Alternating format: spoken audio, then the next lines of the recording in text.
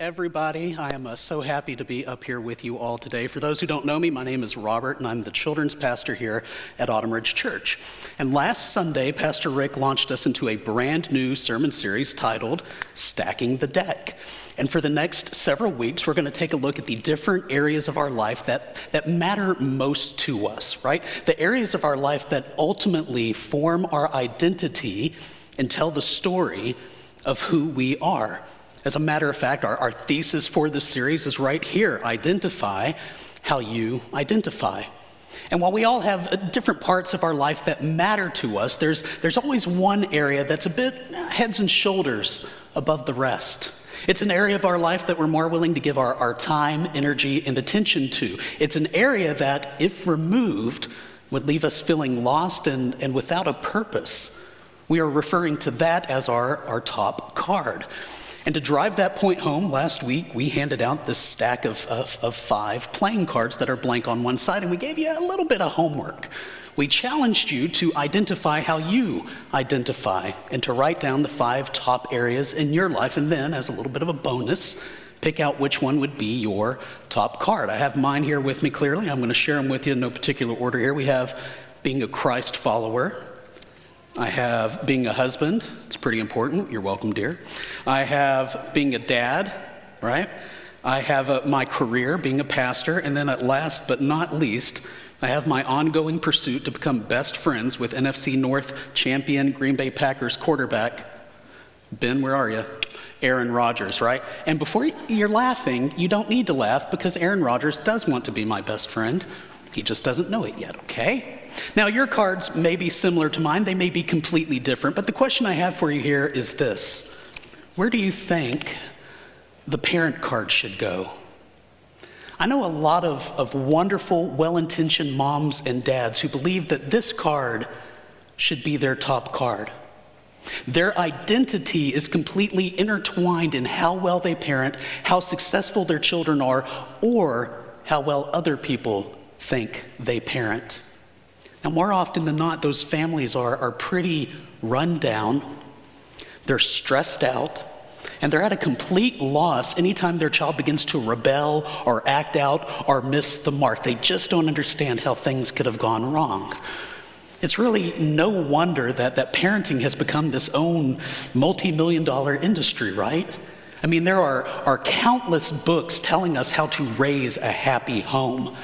There are family doctors, experts, psychiatrists, talk shows hosts giving us tips, tricks, methods, and models that they think we could follow to have good kids. It can all be a bit overwhelming.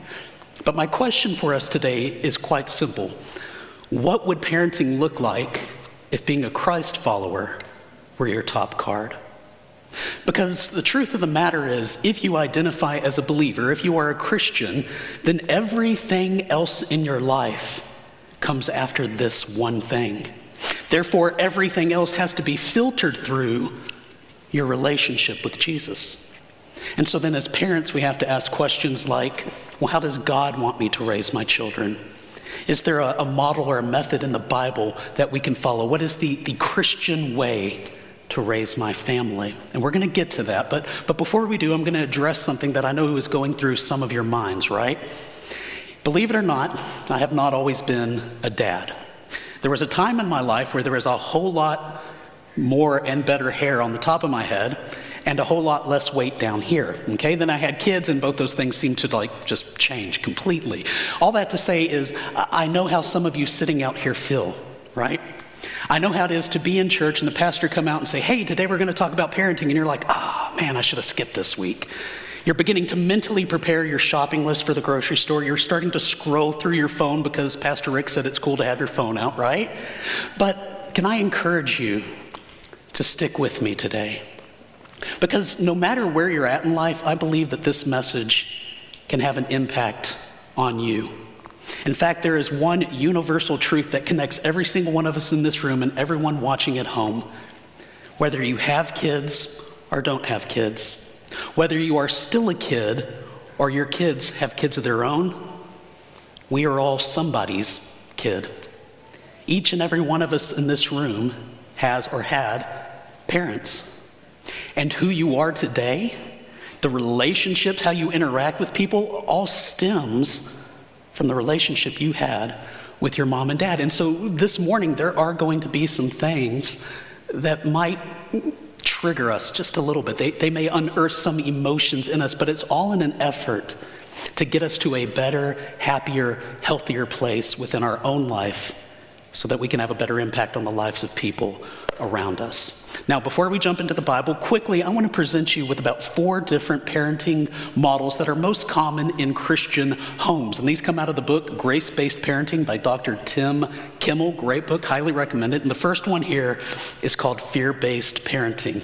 This is when parents are overly cautious, overly concerned. They view anything outside their sphere of influence as a potential danger and hazard to their children. And this can be any number of things, right? TV shows, movies, music, video games, anything online, anything on your phone, anything social media related. It could be public schools, it could be private schools, it could be events inside or outside the church. The list goes on and on. Now, typically, what happens when parents raise their children in this way is that their children become afraid or fearful of everything. In fact, when they become adults, many of these children are less than kind to people who are lost and hurting around them because they view them as different. They're unsafe. We can't relate to them. Children under this will often rebel and be just completely disinterested in God. Now, the second model is closely related, and that's called Evangelical Behavior Modification. Say it 3 times fast when you get home. It's a lot of fun, okay? But this is the similar thought where if I can just control my child's environment, then my kid will be a happy, good Christian child. And there's 2 flawed assumptions connected with this. Number 1 is this belief that raising good children, that the primary battle to raising good children is found in the environment around them. And that's just unfortunately not true. In fact, the extreme of this would teach that children are inherently good. And Paul wrote to the Romans, there is no one who is good, no, not one. And that's hard for us to believe about ourselves, but even harder to think about children in that way, especially little kids, right? I mean, they're so cute and adorable. Who doesn't love to hold a baby? They're so squishy, right? Their only real crime is probably blowing out a diaper every now and then and keeping you up all night, right? But the fact remains that we all have this seed of rebellion and wickedness within us. That's what we're talking about when we say that we are sinful people. To prove that, let me ask you a question. Do you have to teach a toddler, a 1 or 2 year old, to disobey their parent? No. Do you have to teach that toddler to defiantly say no when you tell them to go pick up their toys or go take a nap? No. At least I hope you didn't teach your children that, but they sure know how to do that, and that's because we are inherently rebellious. We are ready to push back, to take control of our lives even from a very early age. So while, the world around your child can influence them, good or bad, it's important to be aware that there's a battle raging inside your children the same way it is raging inside of us. Now, the second flawed assumption here is that a parent's faith can simply be transferred onto their child's heart. That if a parent just simply takes their kid to church every single week, or does a family devotional, or forces, keyword there, their child to read a Bible, or to serve in this ministry, or to go on this trip, then their child is guaranteed to become a believer. There is no place in the Bible that makes that guarantee at all. Does doing those things in your home help encourage it? Does it give your child a better chance? Yeah, absolutely. Although I would caution against forcing your children beyond a certain age to do those things. But it isn't a guarantee that your kid's going to become a believer. Just like anybody else, your child has to reach a place in their life at some point to make that decision on their own, but you can't force them to be a Christian simply because you are. In fact, when these kids get older under this model, they're more than likely going to just leave church and Christianity behind because they view it as something they were forced to do growing up and no longer something that they desire or want to do. The third one here I'm going to run through pretty quickly. It's called image control. And this is just all about projecting that you are a happy, healthy, rainbows and unicorn type of family, right? You want other people to see you and say, man, that family has got it going on. Hey, why can't you be more like their kid? That would be fantastic, right? And in order to accomplish this, parents will control the outward appearance of their child a lot of the time. How they dress, how they fix their hair, how they speak, the different sports or schools or organizations that they are a part of, all in order to promote to other people that this family has it all figured out. Of course, the problem here is that either A, your child's going to rebel and sneak out behind you to become the person that they are, or B, your child's going to grow up and have no clue who they are and be unable to make any of their own decisions in life because you controlled them so much. The last one here is called high control parenting. And this is where moms and dads abuse the authority, okay, where they use the strength of their personality and their position against their child's weakness in order to completely control the home. Parents under this model have their kids under a constant microscope.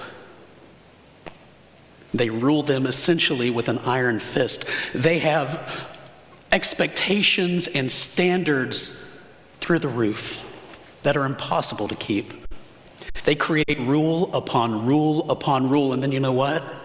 They make some rules to go along with those rules to make sure the first rules aren't broken. Very legalistic. They create boundaries that the child dare not cross. There is very little trust, very little relationship.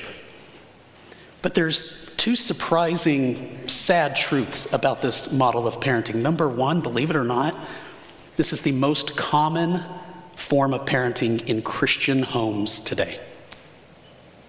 Number two, parents who have high control rarely, if ever, realize that they're in the wrong because they're always able to morally justify the decisions and the choices that they're making. And so any time that their child begins to push back, to rebel, to not hit the mark, the parent is just dumbfounded by it. They don't understand how their child isn't doing better.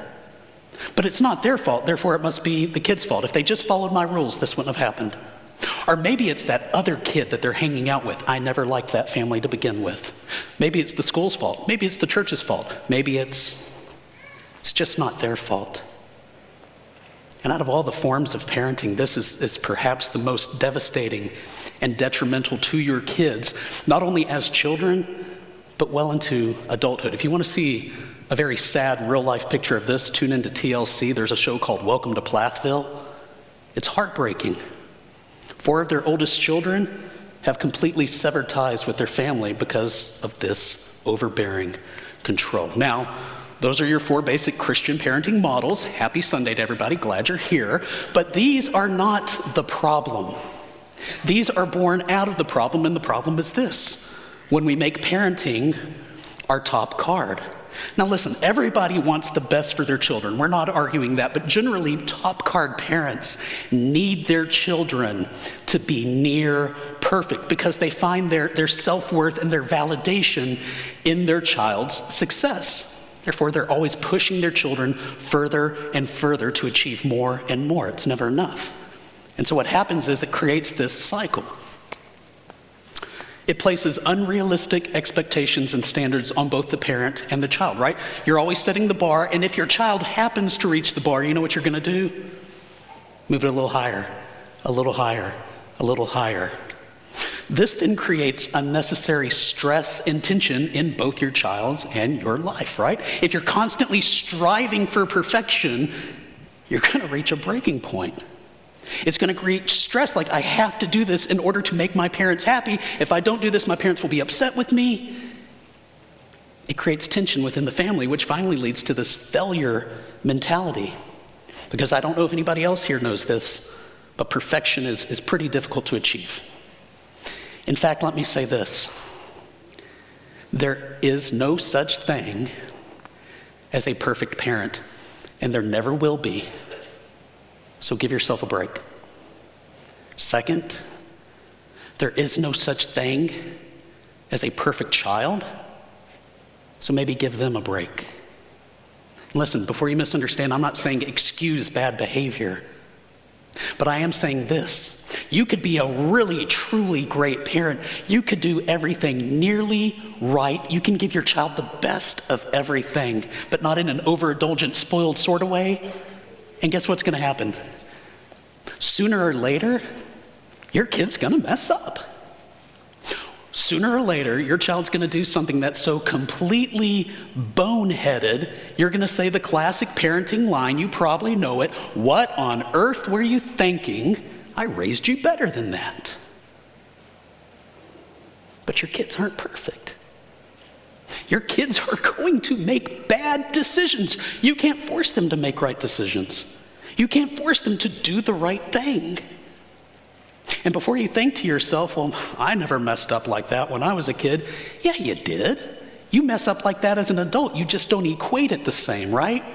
My kid waited to the last minute to write a 10-page essay for school. How could they do that? I don't know. I waited to the last minute to memorize this sermon because football was on yesterday. We all have our issues, okay? How many of you filed your taxes at 11:59 p.m. on tax day, April 15th, right?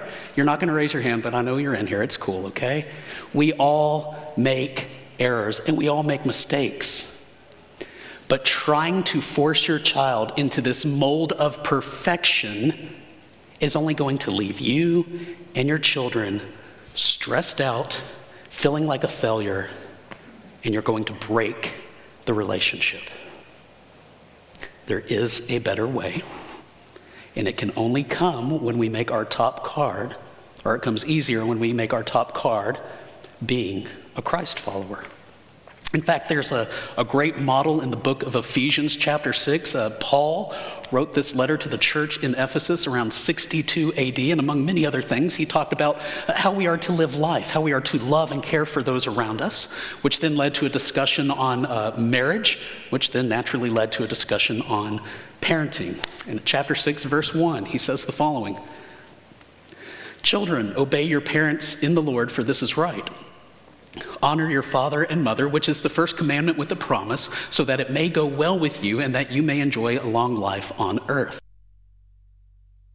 Provoke your children. Instead, raise them up in the training and instruction of the Lord."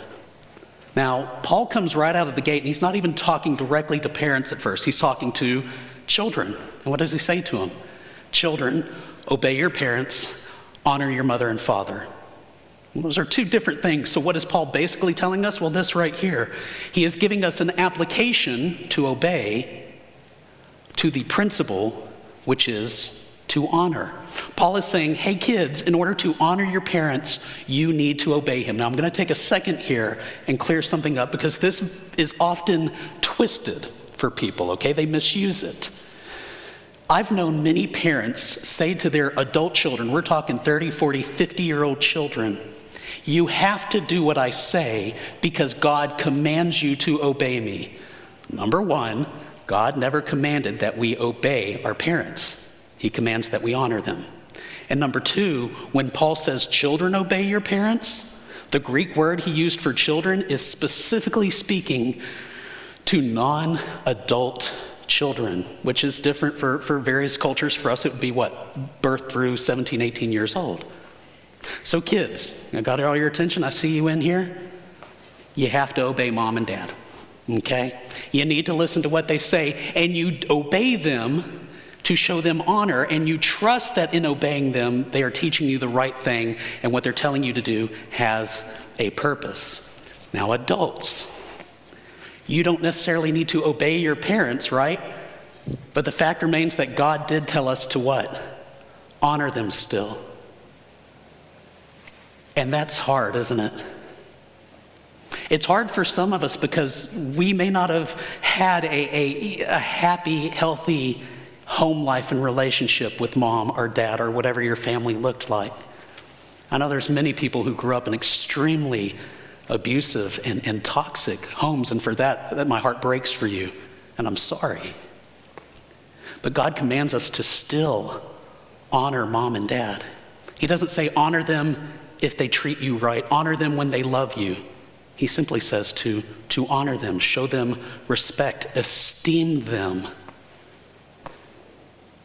And that is just downright difficult to pull off sometimes. I've read a couple of true stories over the last month about toxic families, and I was always surprised time after time when the children grew up and they overcame their home life. The now adult child would still go visit with their mom or their dad. There was one that visited her mom in prison every month just to say, hey, here's what's going on in my life. Understand, it didn't excuse the bad parenting. It didn't excuse the behavior. It was simply recognition. It was simply giving grace back to the parents. Because good or bad, honor is a moral choice. It's not connected to our emotions, and therefore we are able to give it, or should give it, in spite of our sometimes really bad circumstances.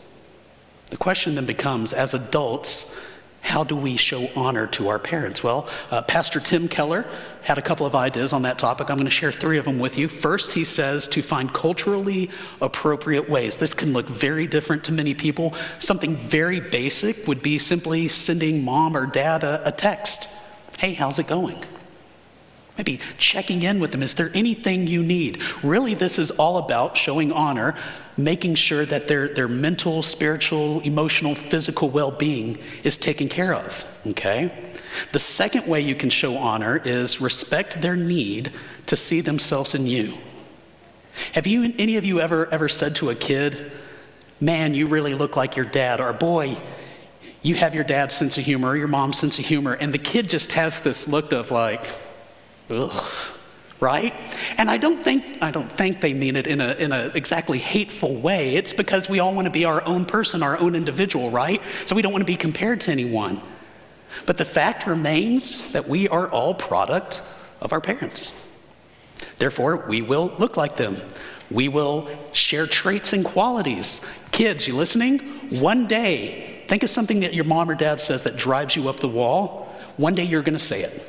It's just going to come out of your mouth. There's no fighting it. It just happens, okay? So it's okay to give credit where credit is due. And believe it or not, it can make mom or dad feel pretty good about themselves to know that something good in them is found in you and that you recognize it. Now, the third one here is the most difficult, and that is to forgive them. Forgiveness is one of those things, Pastor Rick talked about it just a moment ago, we are not good at. We would so much prefer to hold on to our anger, our hatred. We'd rather hold on to the hurt within us instead of just forgiving and letting go. And again, forgiveness doesn't mean you're excusing the bad behavior. Forgiveness is just coming to a place where you say, I'm willing to not hold on to these feelings anymore and to try to work ahead. I said earlier, there is no such thing as a perfect parent, and that is true. Sooner or later, your mom or your dad is going to do something completely boneheaded that makes you say, what on earth were they thinking? I thought they knew better than that. Your parents are going to make bad choices. Your parents are going to disappoint you or let you down in some way. It's just life, because we're all imperfect.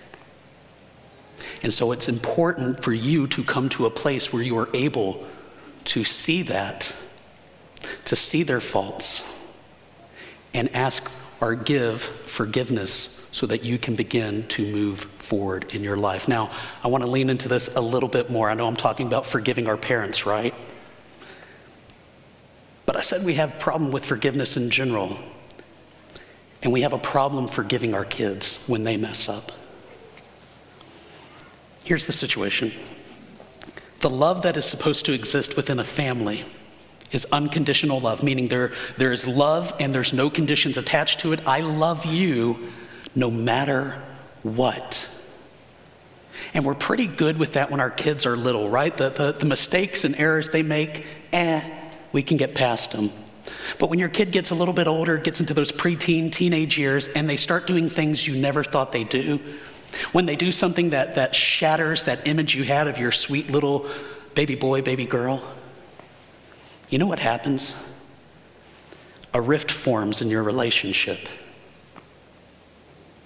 And I've talked to parents and I've seen parents who can no longer even be in the same room with their child.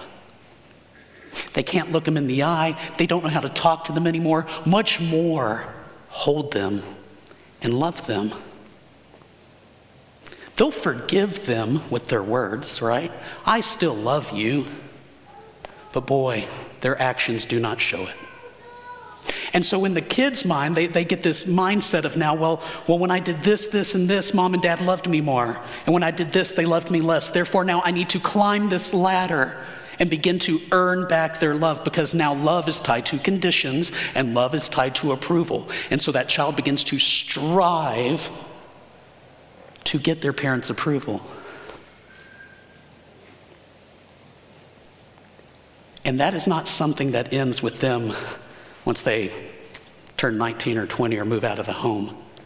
That's something that can stick with people for their entire life. I would never dare ask anyone to raise their hand to this, but I bet if I did, and I asked you, how many of you are still trying to win your parents' love and approval, or the love and approval of anyone around you, I bet a whole lot of hands would go up in this room. Here's the greater devastation in this. Your relationship with your child paints a picture of who God is for them, okay? So then if you are a parent who is not really giving your child the love they need, if you are a parent who is not really forgiving them, not really accepting them, you're making them earn your respect and your admiration and your love, how do they view God? They view God as somebody that they have to work their way up to. They have to earn his acceptance. They have to live a certain way in order for God to accept them. That's not how God operates. God's love is truly unconditional love. And no matter what you've done in life, no matter how bad you think you've been, no matter how far or how many times you've run away, God is always right there with his arms open wide, saying, I love you, I forgive you, I extend grace to you, just come to me.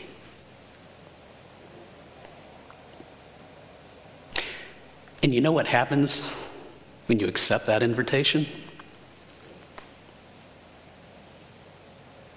You find freedom. When you have his love, his acceptance with no strings attached, you don't have to work for the love and acceptance and admiration of those around you anymore, because you have all that you need in him. His love will set you free from all the rest. And as it sets you free, and as your identity is found in him, your top card, guess what becomes a whole lot easier in life? Showing honor to your parents even when they're bad. Extending forgiveness to your parents or to your kids even when you're devastated by what they've done. What is the goal of parenting? Well, it's this right here. The goal of parenting is to raise independent adults. You are not raising children. You are not raising your mini-me. You are raising someone who can be an independent adult, who is able to go out into the world and navigate it, who can handle problems as they arise, and who can love and care for people around them no matter their background. That is the goal of parenting. How do we accomplish that? Well, Paul tells us here in verse 4, do not provoke your children. Instead, raise them up in the training and instruction of the Lord. To raise them up simply means teach your children. Okay, what do we teach them? Two things. What is valuable in life and right from wrong. Those two things. And that might sound really broad. It may sound subjective even. But remember, we're saying of the Lord. So what Paul is saying is how you are called to live as a Christ follower is how you need to teach your children to live their life. And that may still seem overwhelming, but remember what Pastor Rick said earlier, right? Jesus said, hey, the whole of the law, the whole of the prophets, everything you've read in the Bible comes down to 4 words. Love God, love others. If it falls within that, it's valuable. If it goes against that, it's wrong.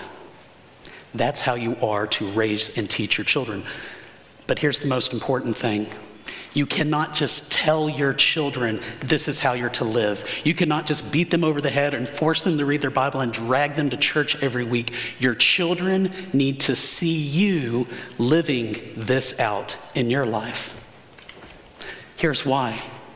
If you're just saying it to them and you're not doing it yourself, your kids are going to realize it's not important to you at all. That whole mindset of do as I say, not as I do, one of my least favorite lines as a parent, right?